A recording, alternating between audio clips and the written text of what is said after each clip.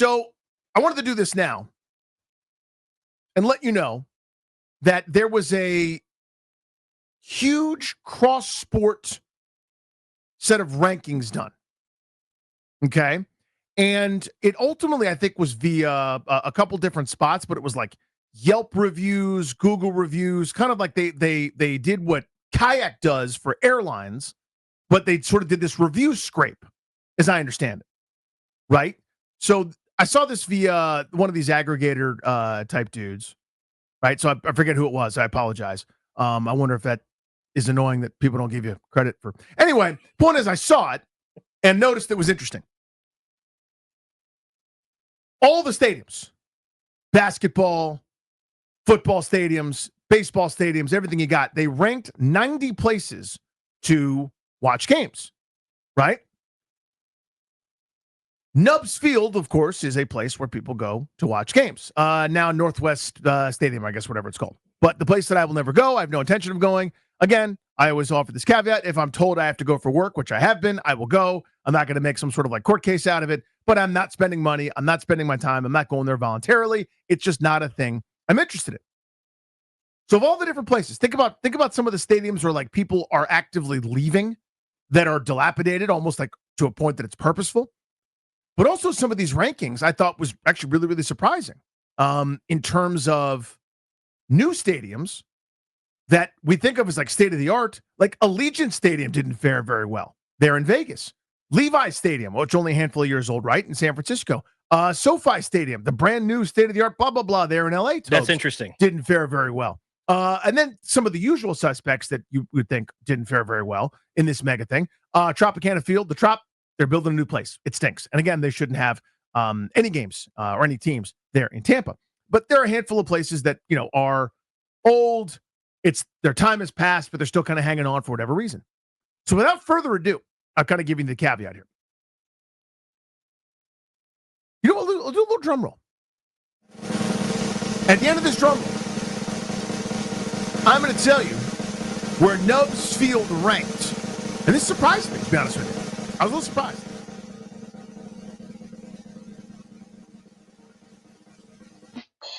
Last. Now, there are 90 places to watch sports, and this was 90th. This was 90th. If they had 100, it might have been 100th. If they went around the world, they might have finished even further down. But it's 90. So just to keep in mind, Lambeau 1. Some of the usual suspects up the top. Lambeau 1, PNC Park, number 2, Camden Yards, number 3, Oracle Park, number 5, Fenway Park, Wrigley Field.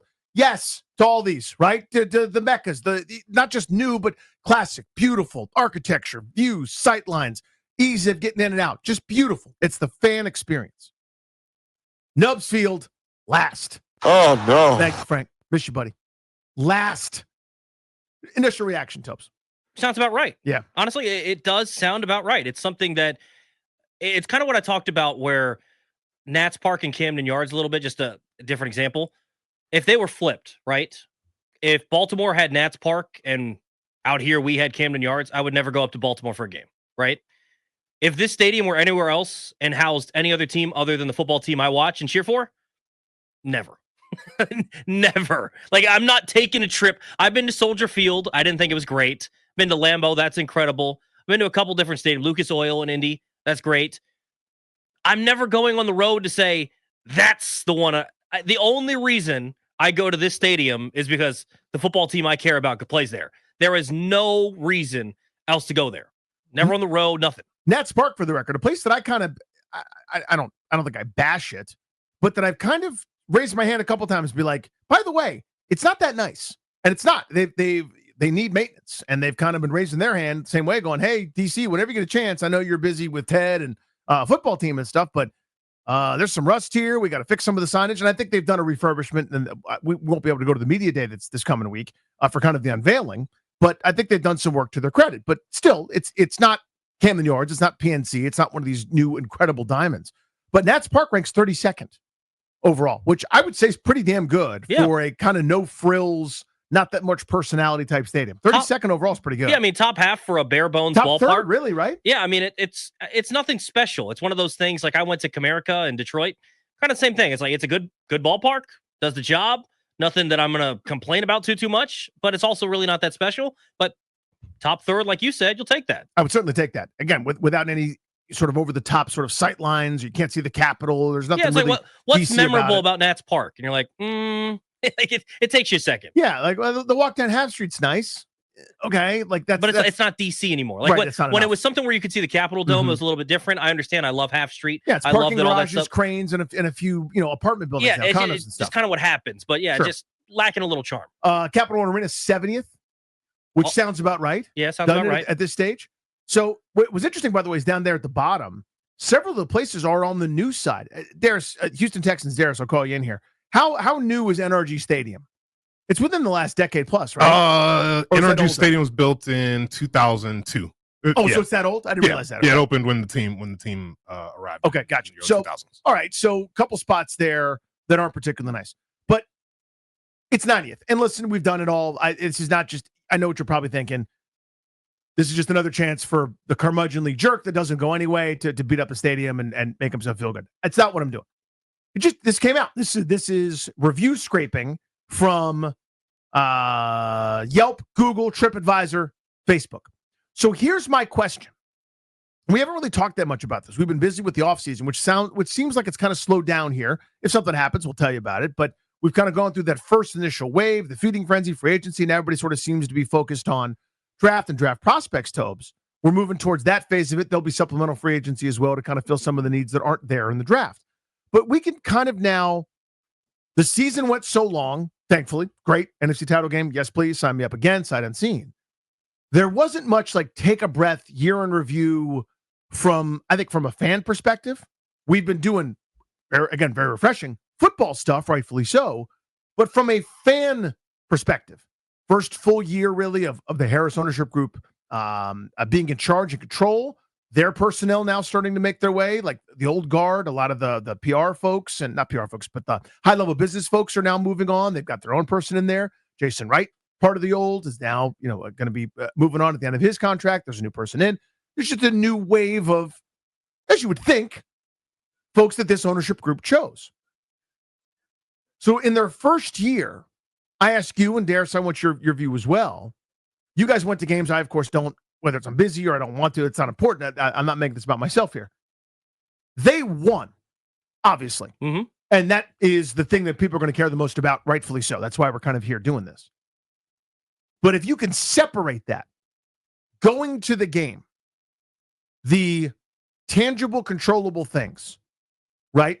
Because sometimes, Zach Ertz doesn't catch the pass in the back of the end zone for a touchdown in overtime against Atlanta, or the kicker makes the field goal and you go home sad. Sure. Right? Separate the football part, the on-field, which a lot of people can't do. Separating the football part, the controllables, getting in, getting out, refreshments, lines, bathrooms, in-game entertainment, sound, the whole experience you guys have been over the years, and you went this year, was it better? I'll say this. My thing when I go to a stadium is I don't really need a lot. I really don't. I know a lot of people want all the bells and whistles, the little frills and gimmicks. I don't care. Can I see the field? Can I see the court? Can I see what's going on clearly? And do I have a comfortable enough space? Like there's certain spots in certain arenas that I don't love to go because it feels a little cramped. I don't love that, right? Do I have an appropriate amount of space? Am I able to enjoy myself? Do I have easy in and out? That's the stuff I care about. Now, when you say easy in and out, what do you mean? You mean traffic-wise, or do you mean like get a little bit of both? Bottleneck to get in, a little bit of both, or what? Okay. A little bit of both. For example, when I was in Milwaukee, we went to Pfizer Forum, which ranks 53rd on this list, which I would think would be higher. Nice new arena, but there's a specific entrance that we would always go into. There was a side entrance, and we were going for a replica ring night after they'd won the championship. And the line wrapped all the way around. And my cousin, I got one because I was working in radio at the time, and they kindly sent one over for us to promote. He didn't get one because there was a long line, something stupid like that. That sucks, right? Like there was another usual entrance that didn't have lines, but usually that's good. When it comes to FedEx, like I thought the ease of entrance wasn't bad, or excuse me, Northwest Stadium. I thought the ease of entrance wasn't bad. I went to 2 games over this year. The Browns game and the Falcons game. Didn't have a problem getting into the stadium. Getting out of the parking lot is a huge problem. Huge problem. Like if you want to go back out and tailgate again, you might as well because you're not moving. I remember I got out of there after the Falcons game, and I think I sat there for at least an hour before I moved. At least an hour before I moved. So it's not great in that sense. But They were winning football games. They just clinched a playoff spot. I didn't necessarily care about that. Yeah, everyone's happy waiting. But if it's something where they had lost, yeah, it's going to be a problem there. I would say the main thing for me, Danny, that I ask out of a stadium, regardless of where it is I want a good environment. And I think this year compared to what I went to last year, and that coincides with the winning, so maybe delves into the realm you're not trying to look for here. But when you go back to the Bills game I went to last year, and I think it was week 3, they lost 37-3. Josh Allen had a field day. Close, yeah. It wasn't close. It was a little bit rainy at times. And it was probably 50-60% Bills fans. And the environment was not that great. Like, it was cool to hear them sing their stupid Buffalo song. Do that in Buffalo, not here in DC. But this year, going and seeing the common fan re-energized again added a little bit of juice so that, the bare bones stadium, which it really is, there's not lots of frills. There's not lots of endearing parts of it. It was fine because I don't ask a lot. I just want the enjoyable experience of being with a fellow fan, watching a football game, cheering on our team. And I felt that again, which was nice to feel. I don't know how much of that is the team can't really do anything about that other than win on the football field and create an exciting create an exciting team to cheer for. And they did that this year. So I think maybe some of that coming back, but in terms of just the stadium itself, kind of the same. Okay. So if you had to pick between 3 categories, better, worse, the same, you'd probably say the same in terms of those logistics. Yeah, I would say if we're going, I would almost just slightly above the same. Okay. Right? Like scale of 1 to 10, 5 the middle, 5.5, 6. Like somewhere right there. Darius, what about you? So I'm gonna kind of echo some of the same things that Toby says, just in terms of what you're looking for out of the experience. I also went to 2 games this year. I went to the week 2 home opener against the Giants, and then the week 5 game against the Browns. So those are my 2 games that I attended this year. Both wins. Both wins. One a tight one a woodshed game. Exactly. Right. And in terms of the experience at those games, obviously I had a great time because the team was winning. When you're talking about the stadium itself and the experience within the stadium, I'll say slightly better overall than my previous years of going there to FedEx Field. There are definitely some things that they've done to improve the stadium experience itself once you're in there.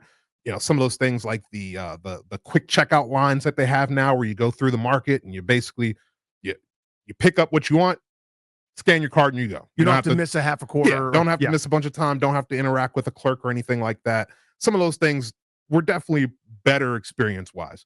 Even some of the upgrades to visually, such as the stadium boards and the ribbon boards and the audio. A lot of those things were definitely improved from years past. You could tell that they invested some money into some of those things to make the stadium experience better than it's possibly been.